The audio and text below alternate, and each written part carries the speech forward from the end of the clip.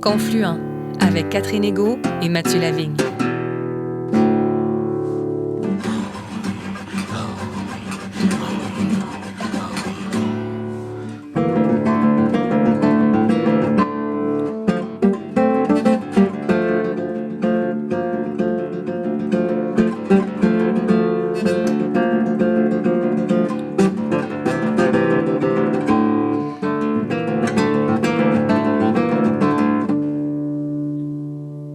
Bonjour Mathieu.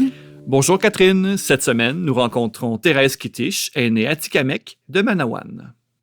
Ayant grandi auprès de sa grand-mère sur une île du Nitaskinan, notre invitée a développé dès l'enfance une connaissance profonde de cet immense et splendide territoire traditionnel atikamekw. Aujourd'hui, elle transmet fièrement cet amour et ses savoirs aux jeunes de sa communauté. Pour cette kokum de tous les enfants de Manawan, le territoire est à la fois garde-manger, église et pharmacie. Diplômée de l'Université du Québec à Chicoutimi en travail social, Thérèse Kittich a enrichi sa formation auprès de l'anthropologue Serge Bouchard. Elle a beaucoup travaillé avec les aînés et avec la génération montante de sa communauté. Elle s'est également investie dans l'accompagnement des femmes autochtones en milieu carcéral. Dans cette entrevue captée à la Maison des aînés de Manawan, Thérèse Kittich évoque les grands moteurs de son action. La transmission de la culture et des savoirs, notamment culinaires, l'importance de cultiver les liens entre les générations, l'amour du territoire et la spiritualité.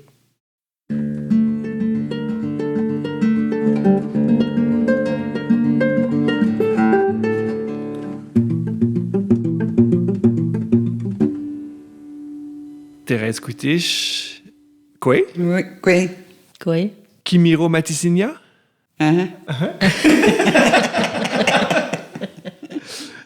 Thérèse, on pourrait commencer avec une question un peu large, mais comment est-ce que vous aimeriez vous présenter aux gens qui écoutent l'émission?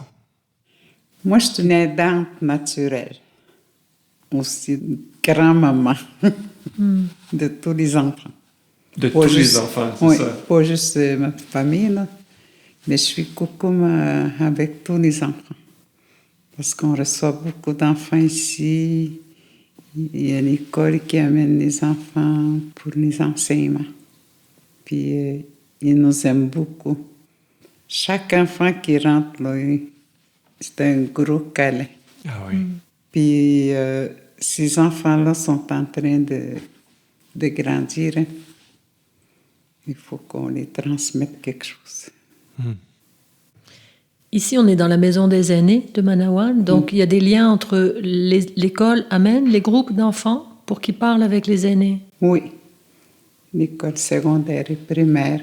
Il y a même des centres de petite enfance qui viennent ici. On enseigne aux mamans comment prendre soin d'un bébé pour les allaitements.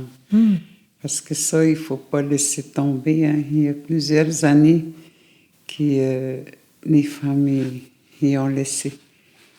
Mais quand on leur dit que l'enfant, avec l'allaitement, c'est toute l'intelligence qui travaille là-dedans. Si l'enfant il devient plus apte à comprendre ses parents, à aimer le monde, l'amour, puis tu sais comment travailler aussi avec les gens, les jeunes, leurs amis.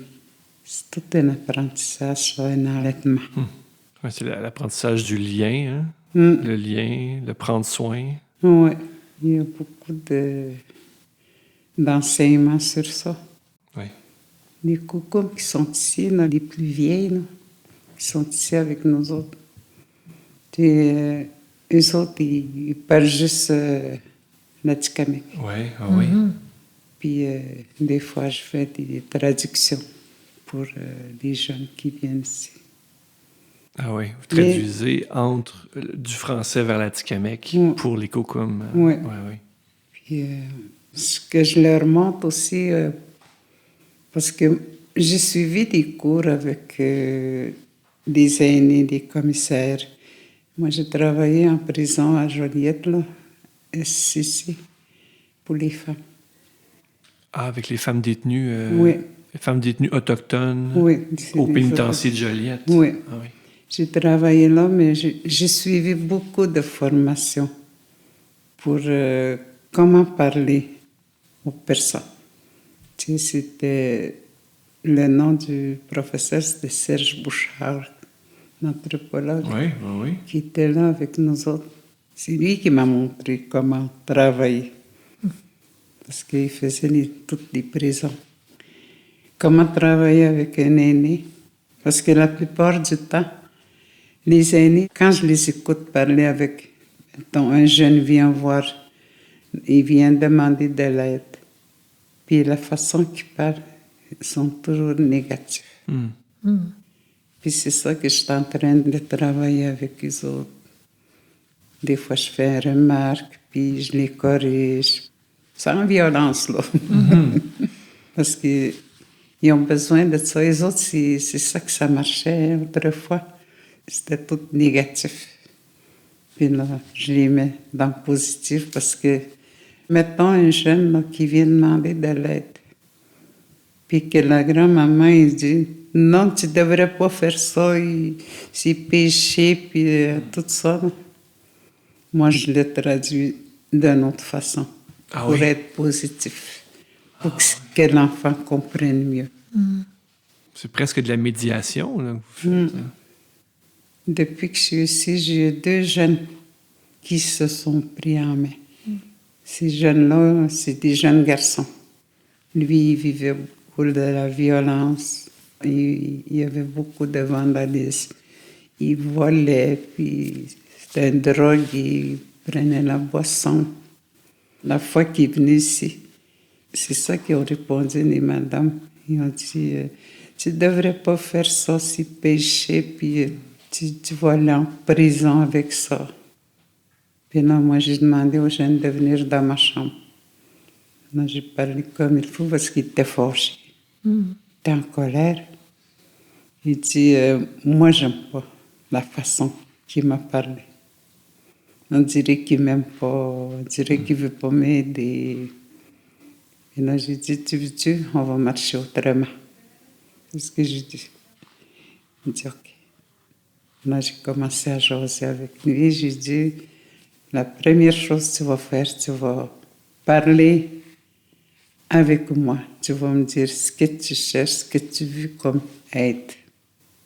Et là, il dit, il n'y a personne qui m'écoute ici. C'est l'autre chose, j'étais à l'école, il dit, j'étais à Porto Verde.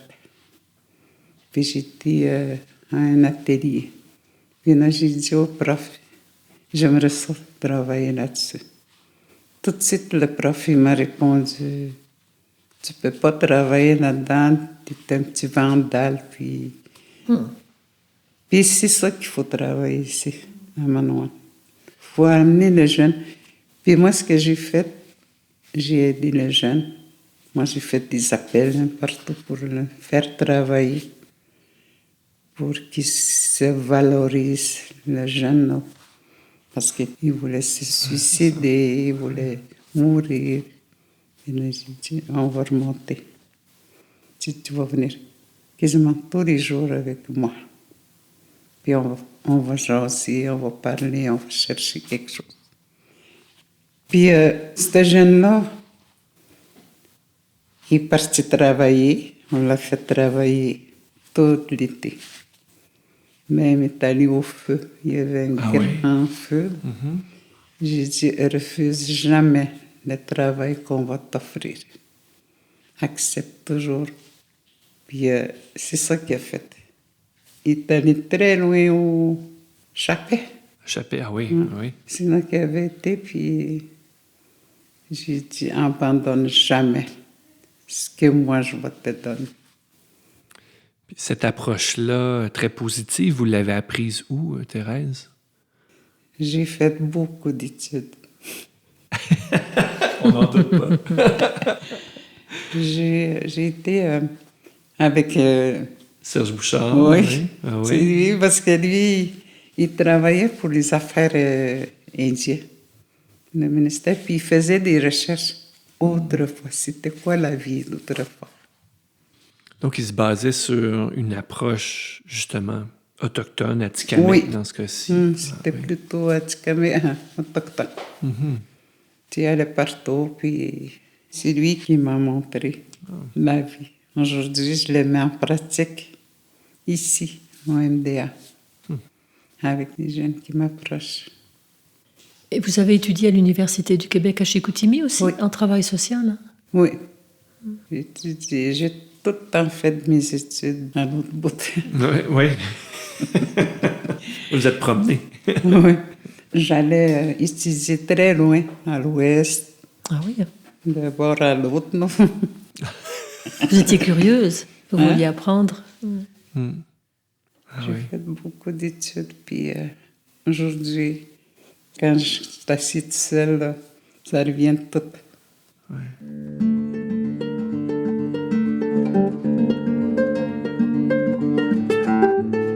Confluent avec Catherine Egault et Mathieu Lavigne. Thérèse, vous avez grandi avec votre grand-mère, je crois, sur une île, sur le Nitaskinan. Oui. Et est-ce que vous pouvez nous parler de ces années-là passées sur le territoire? Oui, j'ai vécu avec ma grand-mère parce que ma mère était partie, était malade, était en sanatorium à Québec, non? Il a vécu 8 ans là-bas. Puis j'ai vécu avec ma grand-mère. C'est elle qui nous a fait grandir. Mais on a appris beaucoup de choses avec notre grand-mère. Qu'est-ce que vous avez appris? Autrefois, c'était pas la même sweat lodge qu'ils font ici, non? Ah, les tentes de sudation, là. Ouais. Ah oui? Ah, vous faisiez des tentes de sudation on avec votre faisait grand-mère? Grand-mère, puis les enfants, les petits-enfants. Ah oui? Puis ceux qui voulaient rentrer, il y avait ces breux, puis ces gens qui allaient dans le temps. Mais c'était pas la même chose qu'aujourd'hui. Les autres, ils faisaient ça avec une roche. Ils mettaient ça autour de la tente, là. Puis ils envoyaient de l'eau comme ça. Puis ça faisait un vapeur. Les roches étaient chauffées. Oui, étaient chauffées avant, dehors, puis c'était pas la boucane. C'est ça. C'était de l'eau. Il disait que c'était une façon de se purifier avec de l'eau. Ça, je m'en rappelle très bien. Donc vous étiez avec votre grand-mère et vos frères et sœurs? Oui, Vous étiez nombreux? on était nombreux. Ma sœur qui est assise avec Paula, présentement, est toujours avec moi, ma sœur ici. Elle reste avec moi. Elle, c'était notre maman. Ah oui. C'est elle qui remplaçait notre maman. Parce que maman n'était pas là, elle était partie. C'est elle qui prenait soin de notre linge. Tu nous habillait. Même ma grand-mère disait, faites-le prier, tes petites sœurs. Puis on se cachait pour aller nous faire prier. Ma grand-mère, là, elle nous disputait, puis c'est comme ça que je me suis fait élever. J'ai pas vécu dans la violence, mais C'était sévère. moins on était sévères, mais c'était une façon d'élever parce qu'on était nombreux. Ah oui. Une façon de nous éduquer. C'était pas la violence, ils nous battaient pas, mais ils parlaient fort. Est-ce que votre grand-mère vous a transmis aussi un savoir en lien avec le territoire? Oui, beaucoup. Le savoir territoire, c'est de protéger. Oui, oui. Protéger les animaux, les arbres, de l'eau. Il ne fallait pas qu'on gaspille de l'eau. Il ne faut pas jeter n'importe quoi. Tu sais, c'était respecter le territoire. Puis les animaux, il ne fallait pas qu'on tue plusieurs juste pour le besoin. Tu sais, on a eu une bonne enseignement, moi je dirais. Aujourd'hui, je ne vois pas ça. S'il fallait tout ressortir pour le territoire. Ressortir les connaissances ancestrales, traditionnelles. C'est le respect. Le respect, c'est beaucoup pour moi. Parce que ma grand-mère, mes grands-parents, ils m'ont montré beaucoup de respect. Première chose, c'est sur moi. Après ça, les autres. Ah oui, se respecter soi-même. Oui. Ah oui. C'est ça qu'il disait tout le temps, ma grand-mère. Elle disait, tu devrais te respecter. Parce que ma sœur, il s'était fait couper le doigt en faisant le poisson, là. Ah oui. Puis là, il en voulait à l'autre. Là. Il disait, c'est ta faute, tu m'as poussé. Puis il y avait une petite bagarre. Puis c'est ça que ma grand-mère avait dit à ma sœur. Il dit, il ne faut pas que tu accuses l'autre. C'est ta faute, c'est toi qui t'es coupé. Il y avait toutes sortes d'enseignements que je me rappelle encore. Plus je vieillis, plus ça vient. Ça ressort toutes mes connaissances. Et c'est ça que vous transmettez aux jeunes, alors? Oui. C'est ce que je transmets aux jeunes quand ils viennent ici. Une fois, il y avait un jeune il nous enregistrait. On avait chacun un jeune qui venait dans notre coin ici. On nous avait donné chacun un jeune pour pas que les autres jeunes écoutent. Puis j'avais un jeune qui était en secondaire. Là, il me questionne quel âge que j'avais quand j'étais à l'école. Quand j'ai commencé l'école, j'ai dit j'avais 6 ans quand j'ai commencé l'école. Mais c'était pas la même chose qu'ici. Nous autres, on était pauvres. À mon âge, là, 6 ans, j'avais pas une belle maison, j'avais pas de toilette, je pouvais pas me laver, puis le manger, c'était pauvre. Il fallait que quelqu'un aille à la chasse pour manger. Mais on allait à l'école pareil, tous les jours. On n'a jamais laissé l'école de côté. Puis là, il me demande, as-tu eu des chums? J'ai dit, sais-tu à quel âge j'ai eu un chum? Il dit, à 14 ans, j'avais un ami. L'homme que j'ai marié, j'ai dit, je le connais à 14 ans. Mais j'ai jamais couché avec lui, j'ai jamais resté avec lui. On nous défendait de faire ça par nos parents. Ils ne voulaient pas qu'on vive avec eux autres. Puis il dit, tu n'as pas eu d'enfant? J'ai dit non, c'était pas le temps que j'ai un enfant. Parce que moi, je voulais aller à l'école avant. Je voulais travailler. Moi, dans ma tête, c'est travailler pour que je vive mieux. Parce que j'étais pauvre. Puis, il y avait une autre question aussi. Il dit, tes parents, à quel âge qu'ils t'ont laissé sortir avec un gars? J'ai dit, ils nous ont jamais laissés. On était surveillés. Au moment qu'on partait, moi j'étais toujours avec la madame qui est ici, là, présentement. C'est mon amie à partir de 12 ans, puis encore là. J'étais avec elle. Un an d'avance. Puis c'est avec elle que je partais le soir pour aller faire un tour. Là. Puis mon père a crié, Thérèse, viens-t'en. Puis il fallait qu'on rentre, sinon on ne pouvait plus sortir après, quand on désobéissait. Les autres, c'était des règles comme ça. Ils ne nous ont jamais battus, mais ils étaient stricts comme ça. Puis nous autres, on respectait beaucoup. Et les jeunes, comment est-ce qu'ils réagissent? Ça doit leur paraître extraterrestre, là, ce que vous leur racontez. Le gars que je te parle, là, il disait, puis t'as été capable de vivre jusque-là.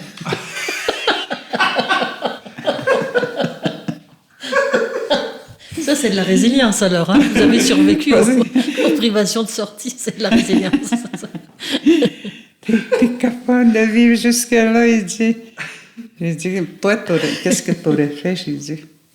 Il dit, je ne serais pas capable de toffer. Parce que les autres, hein, j'ai dit, puis c'est ça qui dérange, l'école. Parce que vous avez des amis, vous avez des petites blondes. La petite blonde est jalouse parce que tu vois d'autres filles. C'est ça qu'ils racontaient, là. Il y a leur blonde qui était jalouse pour ça, qui ne va plus à l'école. C'est ça qui dérangeait. vous êtes trop jeune pour vous accoupler, vivre ensemble dans une maison. C'est ça qui dérange beaucoup. Oui. Puis, ça va trop vite. Oui, puis ils lâchent l'école. Ben oui. Ils abandonnent.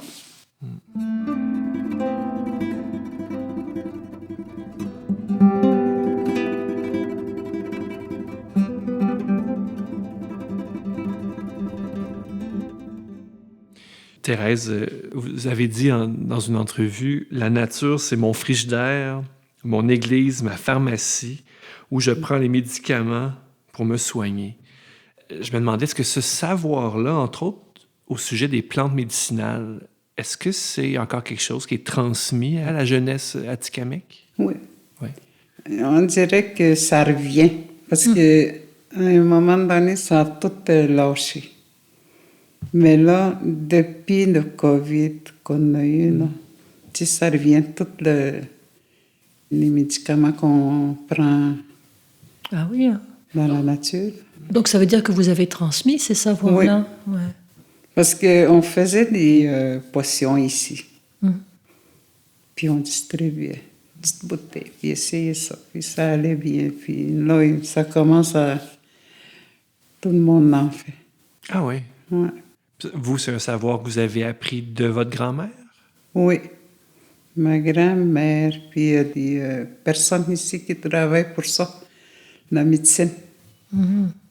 Puis eux autres, ils partagent beaucoup des médicaments qu'ils préparent.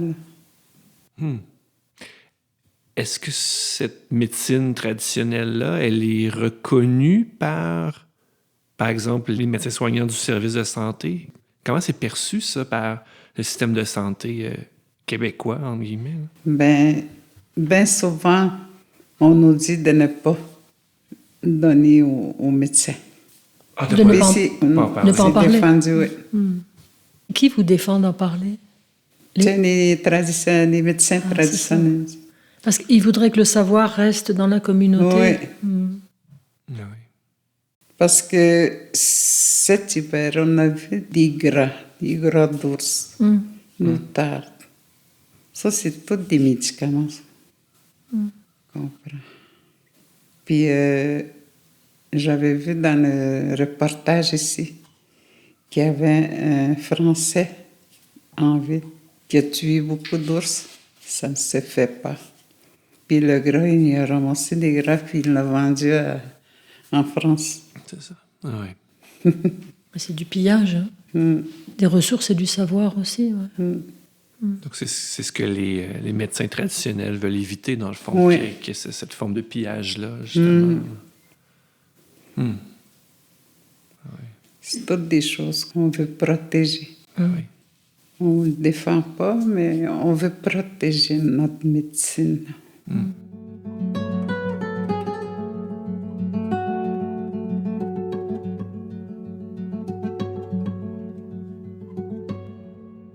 Vous avez un grand rôle d'éducatrice, hein, de transmetteuse Oui. des connaissances que vous avez acquises. Oui. Même au niveau spirituel, hein, vous connaissez les enseignements traditionnels, vous. Est-ce que vous pouvez nous en parler un petit peu? La spiritualité. Oui, moi j'ai toutes mes croyances, mais en milieu naturel. C'est vrai, j'occupe aussi la religion catholique. J'y vois des cérémonies, ça, j'ai jamais abandonné. Mais quand je vais dans le bois, quand je vois la nature, je suis tellement bien. Tu sais, je vois mon Créateur là-dedans. Partout. Je n'ai pas besoin de faire la prière parce que ma prière est déjà là-dedans. Je vois mon Créateur, puis si des fois je me questionne, c'est qui a fait ça? Tu sais, il y a un mystère là-dedans. C'est qui a fait l'eau qui coule? Les oiseaux, les animaux. C'est qui a fait pousser les arbres pour manger? C'est pour ça que je disais là-dedans que la nature, c'est mon frigidaire. Parce que je trouve tout là-dedans. Des fruits. Puis les animaux pour manger. Tout est là, puis ma religion, c'est ça. Quand j'observe la nature, je vois le Créateur. Puis c'est ça qui m'aide beaucoup à conserver le respect de la nature. Je ne veux pas qu'on détruise les arbres pour rien. Ça me fait... Quand j'y vais notre territoire, là, par les grosses machines, j'ai pleuré. Puis là, j'ai dit, Seigneur, pardonnez-leur. Ils ne savent pas ce qu'ils font. C'est ce que j'avais dit quand j'ai vu les grosses abatteuses, là. On avait été regarder. Mais c'est une souffrance pour vous de voir ça. Hein? Ouais. Prendre les arbres comme ça, là, un gros morceau, puis l'arracher, puis... c'était triste de voir ça. Mais ma fille, là, qui pleurait, puis elle disait, maman, pourtant c'était très beau ici. Puis ça va être tout rasé. C'est ça ma nature. Moi, je vis là-dedans, dans la nature. J'aime beaucoup regarder les animaux. Si j'essaie de comprendre ce qu'ils disent, parce qu'ici, il y a beaucoup d'eau tarde. Oui, ici, on est en face d'un lac, c'est magnifique. Hein? Ouais. Puis là, on s'assoyait ici, le printemps passé. Puis là, j'ai dit à l'autre madame qui était à côté de moi, j'ai dit, regarde les eaux tardes. J'ai dit, il y en a un qui fait la garde, tandis que les autres mangent. Tu observes-les, j'ai dit, tu vas comprendre. Et là, on a resté quasiment toute l'après-midi. On regarde. Puis à un moment donné, c'est le tour de manger. C'est lui qui t'égare. Il y en a un autre qui s'avançait pour le regarder. Tu sais, c'est intelligent, c'est un animal. Ah ouais. Et la madame dit, j'aimerais ça tuer au moins une pour manger. J'ai dit, non, tu ne l'as pas. Ah ouais. Je ne voulais pas qu'il tue. C'était assez beau. Est-ce que traditionnellement, c'est le rôle des femmes de protéger le territoire? Oui, moi je dis oui. J'ai toujours répondu ça aux femmes. Parce que quand ils font des réunions, les hommes pour les territoires, les chefs de territoire. Il y a une madame qui m'appelle et dit, est-ce que moi aussi je peux y aller? J'ai dit, oh, il y a une réunion pour le territoire, j'aimerais ça aller parler moi aussi. Est-ce que j'ai le droit? J'ai dit, une femme a tous ses droits, madame. Surtout au niveau territoire. Vas-y, j'ai dit, c'est important que tu ailles. Il t'a dit. Autrefois, là, les femmes s'étaient défendues de se prononcer. Aujourd'hui, c'est plus de même, j'ai dit. Vas-y, j'ai dit, tu es la gardienne de la valeur, gardienne du territoire. Tu es une gardienne de tout, j'ai dit. Tu peux y aller, puis tu m'en diras des nouvelles. Il a bien aimé ça, il dit, je suis allée parler moi aussi, puis c'était belle fun. Parce qu'il y avait assez envie de parler, cette femme-là. Comment ça se protège concrètement, le territoire? Comment on peut protéger le territoire face à, vous l'évoquiez tantôt, les grosses machines des forestières, par exemple? Ben, nous autres, on dit protège. Ça, c'est des valeurs qu'on protège, non? Puis, on essaie avec les autres hommes, là, les hommes, donner des idées aux hommes. Puis, protéger comme ne pas détruire, ne pas salir la terre. De protéger, puis, tu sais, des fois, on donne nos hommes qui s'en vont chasser de pas jeter les poubelles. N'importe où. C'est ça, ce qu'on fait pour protéger. Est-ce que vous trouvez qu'on manque de femmes dans les institutions ou en politique, par exemple au niveau des gardiens du territoire? Est-ce que vous pensez qu'il devrait y avoir plus de femmes gardiens du territoire? Moi, je dis tout le temps, il faudrait avoir une femme. Parce que quand on écoute les hommes, c'est juste la superficie qui ne s'en va pas. Ils ne fouillent pas en dessous. C'est juste là-dessus. L'argent. On parle de l'argent. Mais tout ce qui pousse, tout ce qui vient de la terre, il n'y en parle pas. Parce qu'on a beaucoup de choses qui devraient se dire pour les médicaments. Puis les grosses machines qui passent, ils échappent de l'huile. Fait que nos animaux, ils mangent ça, les petites plantes là, comme les lièvres, le pédri, les petits gibiers. Là. Ils mangent ça, puis ils sont contaminés. Cet hiver, on a eu 4 lièvres ici. Il y a un monsieur qui venait nous donner. Puis les cocos me disaient, ça n'a pas le même goût. Le goût a changé. C'est plus bon. Ça goûte quelque chose. Puis on n'a pas mangé ce lièvre-là parce que moi j'ai dit, ça doit être les grosses machines qui détruisent nos manger. C'est eux autres qui contaminent notre bonne alimentation qu'on avait là, avant qu'il y ait des coupes de bois. Vous parlez aussi à des jeunes filles, à des jeunes femmes. Est-ce que vous les poussez à s'investir en politique pour faire changer les choses? C'est ça que moi, non, j'ai plein de choses que je leur dis. Me semble que ça serait bon que quelqu'un étudie, pas juste infirmière, je dis.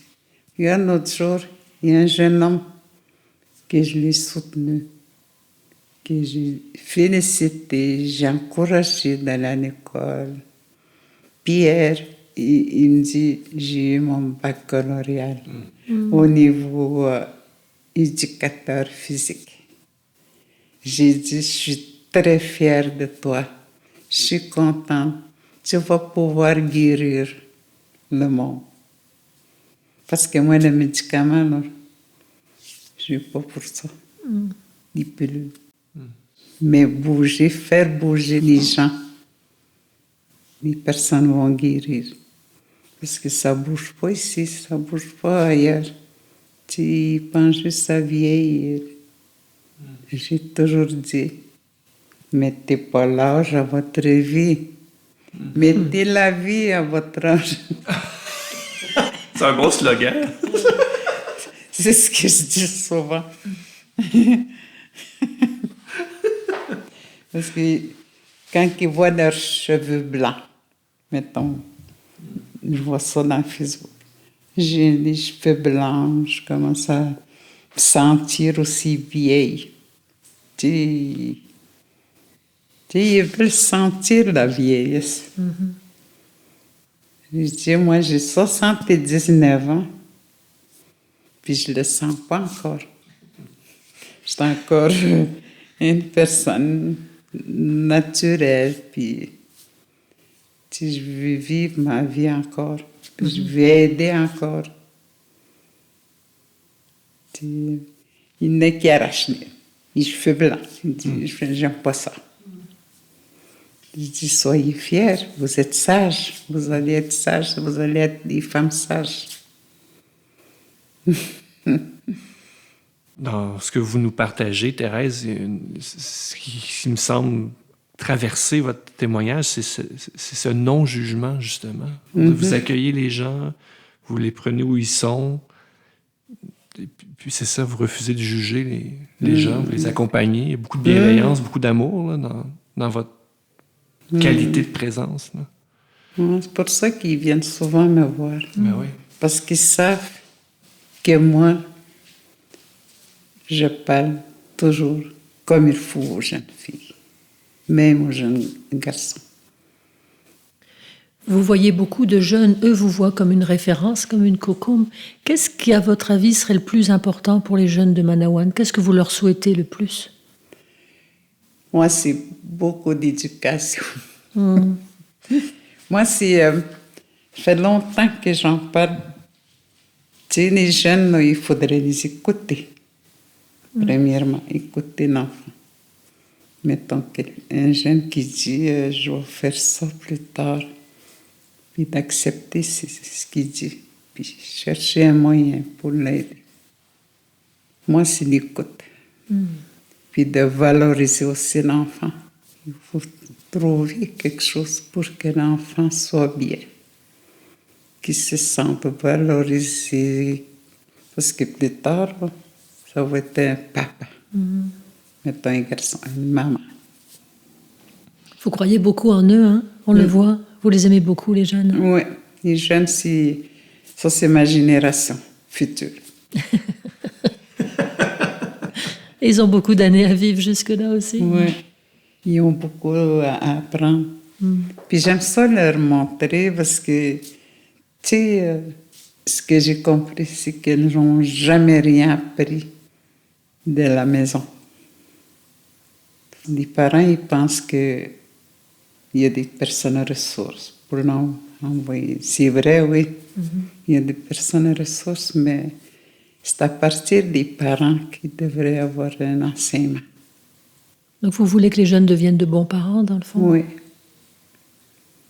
Je veux que les jeunes se prennent en main, qui travaillent, puis qui sont des bons parents pour leurs enfants.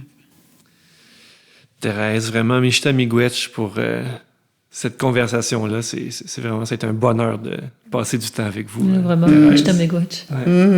OK. Machachi. Attaché.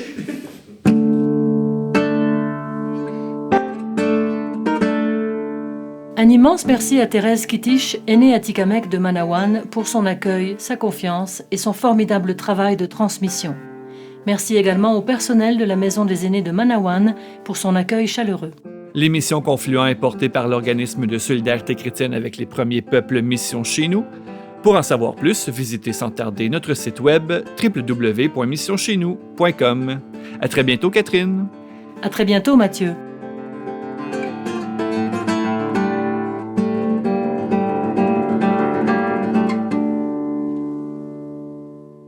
Cette émission est produite par l'organisme Mission Chez Nous avec le généreux soutien financier des Oblates franciscaines de Saint-Joseph et la Fondation Lucien Labelle.